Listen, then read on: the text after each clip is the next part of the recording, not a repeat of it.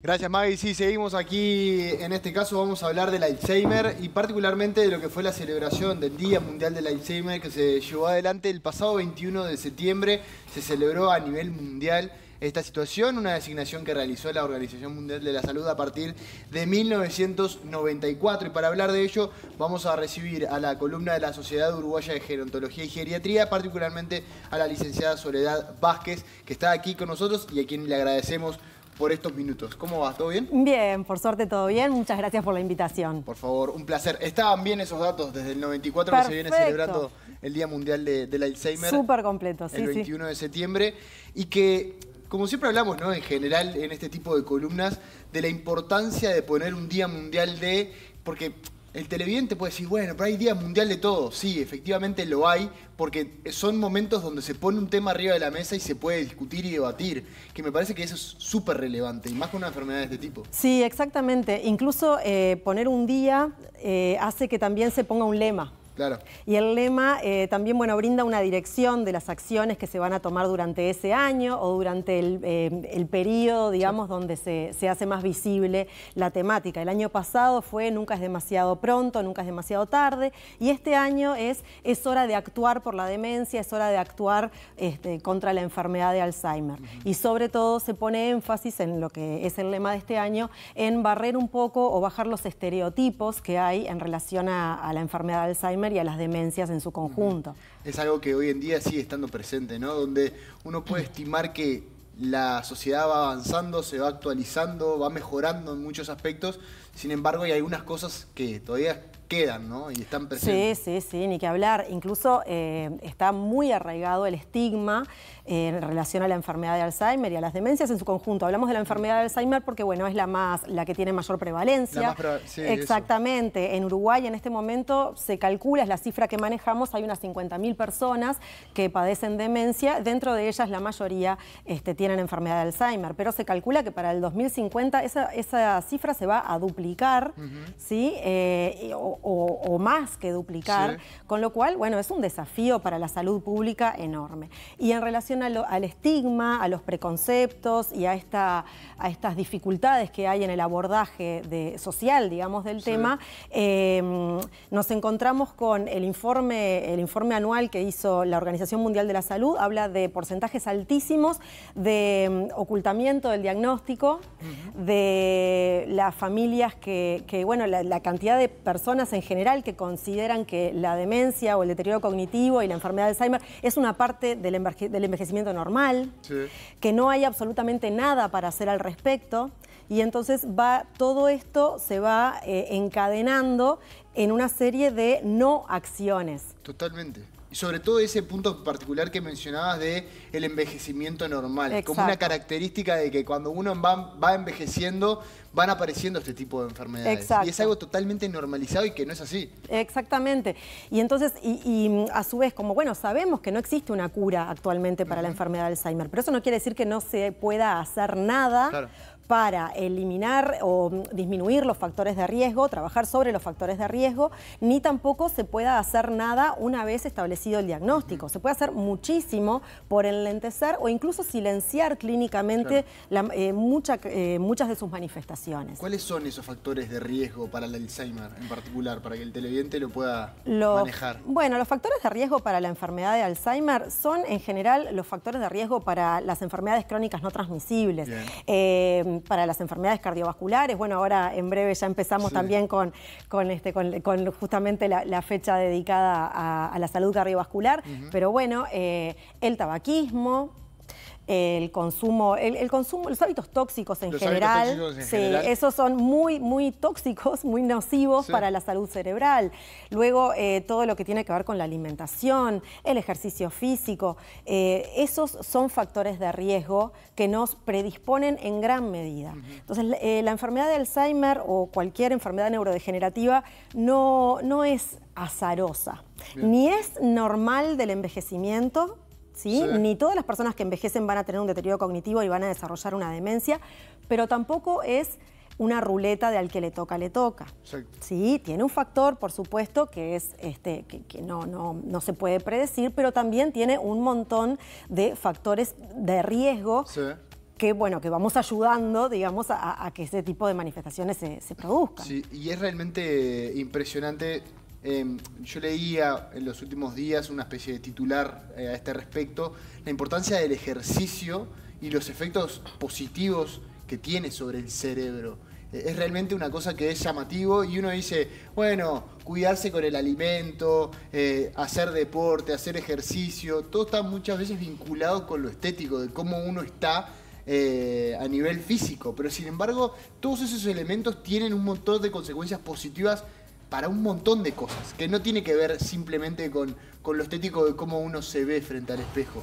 Y sin embargo es algo que está tan arraigado que a veces es difícil poder desprender de ese preconcepto con el que la sociedad ya vive todos los días. Ni que hablar, el ejercicio físico como tal, bueno, ni que hablar que tiene efectos directos, ¿sí? Determinados tipos de ejercicio físico tiene efectos directos sobre la salud cerebral, ¿sí? Bioquímicos y, claro, y estructurales. Ahora, hay otro componente del ejercicio físico que tiene que ver con, uno dice, la memoria, ¿no? Porque uno enseguida piensa, sí, la enfermedad de Alzheimer, la pérdida de memoria, ¿qué tiene que ver con el ejercicio? En realidad, las funciones cerebrales son muchas más que la memoria. Claro. ¿Sí? La memoria es una de las grandes afectaciones, pero hay otras. Entonces, la planificación motora que yo voy a hacer cuando hago un ejercicio, que puede ser cualquier cosa, el ejercicio no necesariamente tiene que ser hacer pesas, ni salir a correr, puede ser baile, puede ser cualquier ejercicio, cualquier actividad física que sea de mi agrado. Esto va a requerir una planificación,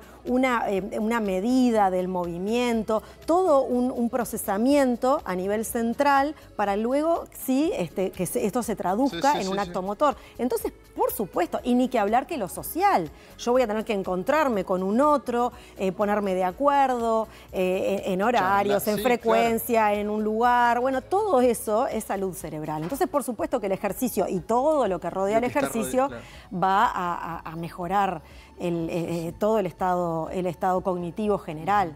¿Cómo está Uruguay a nivel de Alzheimer, sobre todo en lo que tiene que ver con tratamiento? Sabemos que no tiene cura, pero me imagino que sí hay posibilidades de enlentecer un poco respecto a lo que han sido otros años y sobre todo el avance de la tecnología y de la medicina. Sí, ni qué hablar. En lo que refiere a los procedimientos diagnósticos, en Uruguay sí se cuenta con estudios de imagen, de neuroimagen y de imagenología funcional, que realmente estamos bien en ese sentido. Sí, somos precisos y bueno, y se puede hacer un adecuado diagnóstico. Muchas veces tenemos una cuestión idiosincrática de nuestra sociedad que demoran en consultar. Consulta tarde. Que tiene que ver con eso que decías antes, ¿no? Y bueno, ya quizás la precisión diagnóstica queda un poco relegada a la evaluación más clínica, pero tenemos muy buenos clínicos, ¿sí? Los médicos geriatras y otros médicos también que se encargan de la salud cerebral, como los neurólogos, los psiquiatras también, y los médicos internistas, entre otros, pero los médicos geriatras están muy encargados y muy dedicados a lo que es las manifestaciones clínicas, lo funcional y las repercusiones a nivel de toda la familia y de todo el ambiente que rodea a esa persona. Entonces, en ese sentido, sí, todo lo que es el procedimiento diagnóstico, el acompañamiento, estamos bien, estamos en buen camino, se están desarrollando muchas estrategias de sensibilización también de la población. Y bueno, y en ese sentido vamos avanzando. Y está presente en la sociedad, debe ser una de las enfermedades que es más hablada, conocida, si se quiere. Creo que junto a todo lo que tiene que ver con la materia oncológica, el Alzheimer es como algo que está presente incluso en dichos populares, ¿no? Cuando uno se olvida de algo, aparece allí. Pero ¿qué percepción del riesgo hay respecto a la enfermedad en nuestro país por los...? Hay mucho miedo. Y eso es una gran limitante a la hora de consultar. Claro. Hay mucho miedo, ¿sí? Y el miedo paraliza.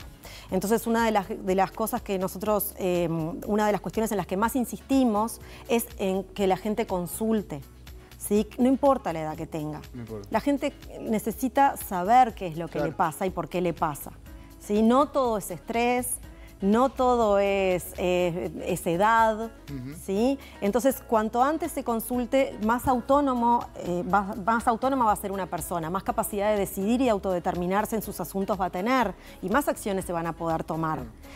Porque también aquel que no consulta y tiene miedo, ¿sí? Aquella persona que empieza a tener olvidos, porque ¿de qué nos tenemos que preocupar? Sí, es un buen punto ese, es un buen punto porque claro, ¿cómo no confundirse? Exactamente. ¿No? Con otro tipo de cosas que le pasan a uno en la vida cotidiana? Uno se conoce, ¿sí? Mal que bien uno más o menos se conoce. Entonces, si una persona empieza a tener, o nos dicen, ¿no? Nuestros allegados, porque a veces no nos damos cuenta y nuestros allegados nos lo dicen, que estamos muy perdidos en el sentido de equivocarnos con fechas, con cosas en las cuales nosotros no nos equivocábamos habitualmente. ¿Sí? Fechas, cumpleaños, citas médicas, se nos pasa la fecha de pagar las facturas y nos empieza a pasar con frecuencia este tipo de cosas. ¿Sí?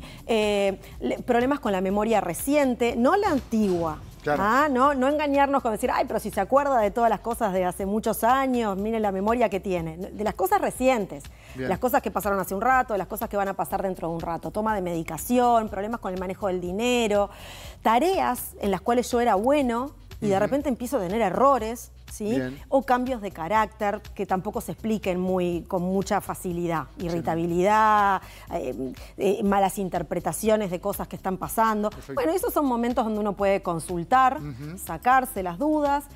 Hay estudios neuropsicológicos exigentes, hay entrevistas exhaustivas que se pueden hacer, uno se saca la duda y sigue con su vida y si no, se toman las medidas que haya que tomar. Recién decías que no había edad para obviamente la consulta, pero sí hay una prevalencia mayor en determinada franja etaria. Sí. Si es así, ¿cuál es? Sí, exactamente. Por supuesto que están las enfermedades neurodegenerativas o las demencias de inicio temprano, de inicio precoz, que son aquellas anteriores a los 60, 65 años, pero las que más frecuentemente aparecen, las que tienen mayor prevalencia, son las esporádicas, que son aquellas que suceden a partir de los 65, 70 años de edad. Así que el envejecimiento poblacional, si bien, por supuesto que es un éxito a nivel de lo que son las políticas sanitarias y sociales de las naciones, bueno, también suponen un factor de riesgo para la salud cerebral, porque la edad, el aumento en edad es un factor de riesgo en sí mismo. Excelente. Soledad, agradecerte por estos minutos y para cerrar, ¿cuál es el mensaje que se le da desde la Sociedad Uruguaya de Gerontología y Geriatría para el Uruguay en general, pero para el público del Living en particular, para este día en especial, que ya se celebró, pero que hoy tenemos la oportunidad de poder compartirlo? Bueno, uno de los mensajes más importantes que nosotros tenemos para dar es que las demencias y la enfermedad de Alzheimer no afectan a una persona, a la persona que la padece, afecta a una persona y a todo su entorno, a toda su familia. Hay que buscar apoyo, hay que buscar ayuda, hay grupos de apoyo y hay acciones desde el punto de vista gerontológico, no farmacológicas, que realmente contribuyen muchísimo a mantener el cuidado de los cuidadores, a mantener un buen clima y una buena armonía. Hay muchísimo para hacer. No lo vivan en soledad, no lo vivan de forma aislada. Gracias por estos minutos. Gracias a ustedes, como siempre.